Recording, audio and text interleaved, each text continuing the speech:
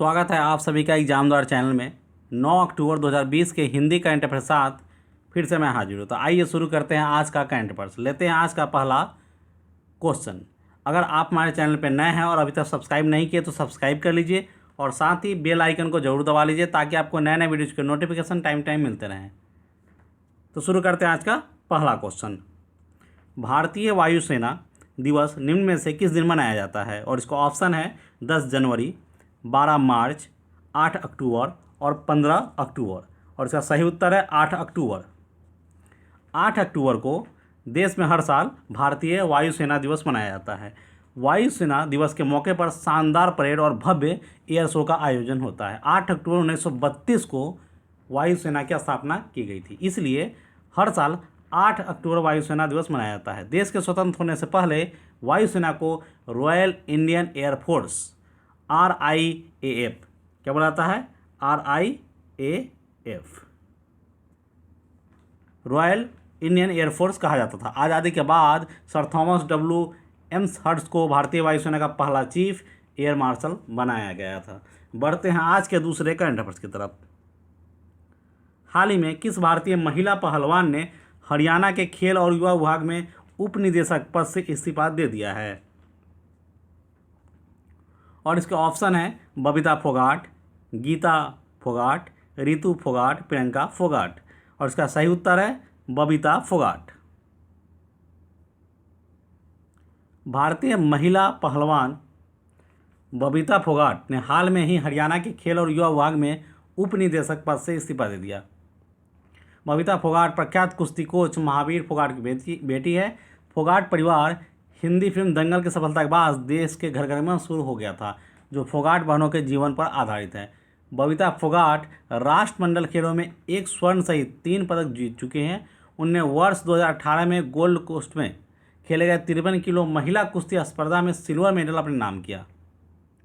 उन्होंने इससे पहले वर्ष 2014 में ग्लासगो में आयोजित खेलों में स्वर्ण पदक जीता था, जबकि साल 2010 में दिल्ली में हुए राष्ट्रमंडल खेलों में रजत पदक जीता था। बढ़ते हैं आज के तीसरे करंट अफेयर्स की तरफ। केंद्र सरकार ने 15 अक्टूबर से कितने फीसदी जनता के साथ सिनेमा घर खोलने की इजाज़त दे दी है? और इसका ऑप्शन है 20%, 50%, 70%, 40%। और इसका सही उत्तर है 50%। केंद्र सरकार ने 15 अक्टूबर से देश में सिनेमा हॉल्स, थिएटर, मल्टीप्लेक्स 50% क्षमता के साथ खोलने की इजाज़त दे दी है। फिलहाल आधी सीटें ही बुक हो पाएंगी, क्योंकि मास्क पहनना और दर्शकों के बीच 1 सीट की दूरी रखना अनिवार्य होगा। सूचना और प्रसारण मंत्री प्रकाश जावड़ेकर ने हाल ही में सिनेमाघरों के लिए नियमों की घोषणा की। इसके अनुसार फिल्म शुरू होने से पहले दर्शकों को कोरोना से बचाव के बारे में जागरूकता फैलाने वाली 1 मिनट की एक फिल्म भी दिखानी होगी। बढ़ते हैं आज के चौथे करंट अफेयर्स की तरफ। UGC ने हाल ही में देश के कितने विश्वविद्यालयों को फर्जी घोषित किया है? और इसको ऑप्शन है 28, 30, 24 और 35। और इसका सही उत्तर है 24।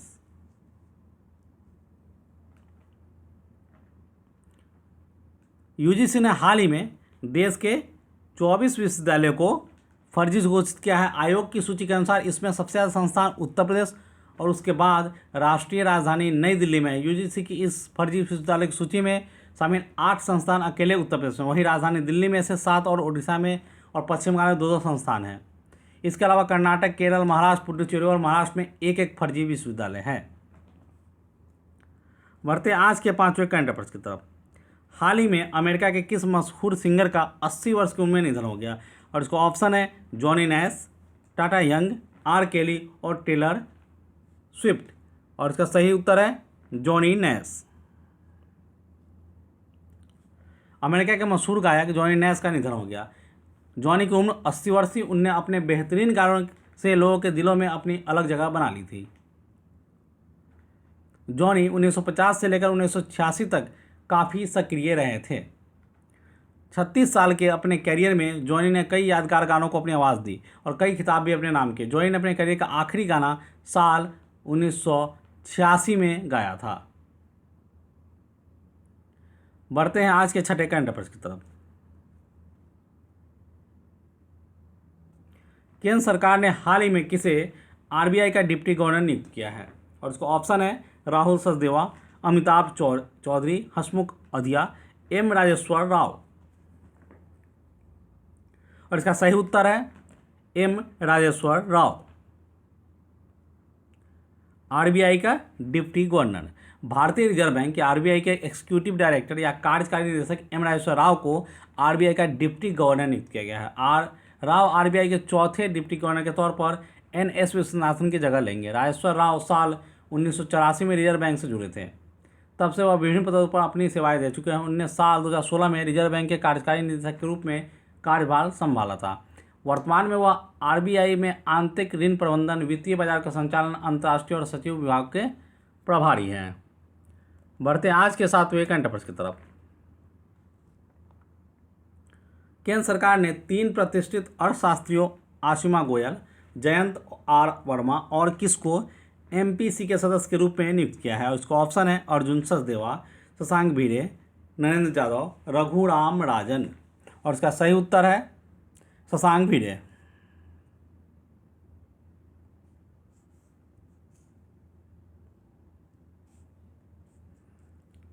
केंद्र सरकार ने 3 प्रतिष्ठित अर्थशास्त्रियों आशिमा गोयल, जयंत आर वर्मा और शशांक भिड़े को एमपीसी के सदस्य के रूप में नियुक्त किया है। नए सदस्य चेतन घाटे, पामी दुआ और रविंद्र ढोलकिया की जगह लेंगे।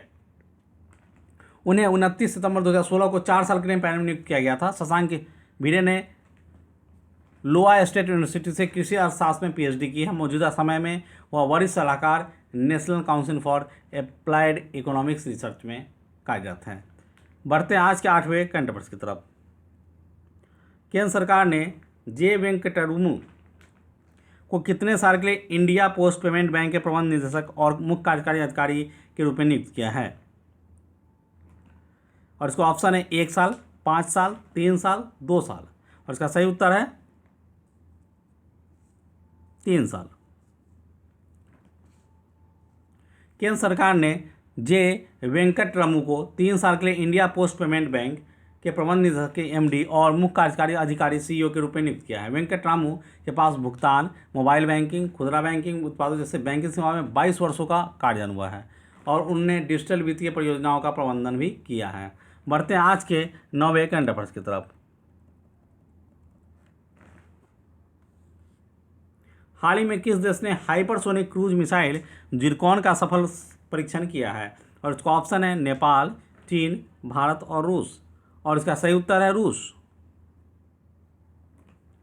रूस ने हाइपरसोनिक क्रूज मिसाइल जिरकॉन का सफल परीक्षण किया है। रूस के रक्षा मंत्रालय ने बताया कि इस मिसाइल का परीक्षण बैरन सागर में किया गया है। इस मिसाइल ने ध्वनि की तुलना में 8 गुना ज़्यादा स्पीड से 450 किलोमीटर दूरी तय की और अपने नकली लक्ष्य को तबाह कर दिया। रूस ने यह परीक्षण ऐसे समय पर किया है जब उसका अमेरिका के नेतृत्व वाले नाटो देशों के साथ तनाव चल रहा है।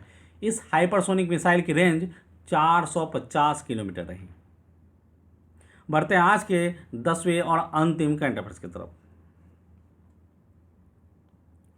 केंद्रीय मंत्रिमंडल ने हाल ही में भारत और किस देश के बीच साइबर सुरक्षा के क्षेत्र में सहयोग को लेकर समझौते या एमओसी पर हस्ताक्षर को मंजूरी दे दी है?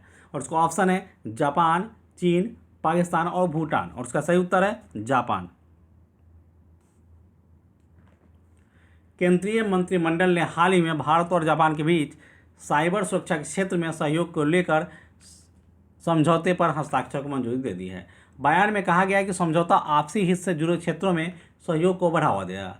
इसमें अन्य बातों के साथ साथ साइबर स्पेस के क्षेत्र में क्षमता निर्माण, साइबर सुरक्षा खतरों, घटनाओं और दुर्भावनापूर्ण साइबर गतिविधियों के बारे में जानकारी साझा करने के साथ साथ उनका मुकाबला करने हेतु बेहतर परिपाटियों को साझा किया जाएगा। समझौते के तहत भारत और जापान सूचना प्रौद्योगिकी या आईटीसी, बुनियादी ढांचे आदि के सक्षम साइबर खतरों को कम करने के लेकर व्यवहारिक सहयोग के लिए संयुक्त तंत्र का विकास करेंगे।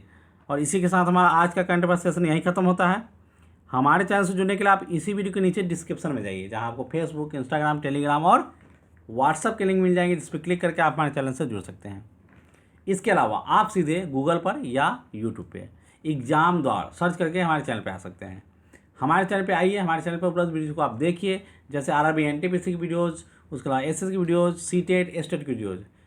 वीडियो अच्छे लगते तो लाइक कीजिए, शेयर कीजिए, अपने दोस्तों को बताइए, और अभी तक आपने सब्सक्राइब नहीं किया तो सब्सक्राइब कर लीजिए, साथ ही बेल आइकन को जरूर दबा लीजिए ताकि आपको नए नए वीडियोज़ को नोटिफिकेशन टाइम टू टाइम मिलते रहें।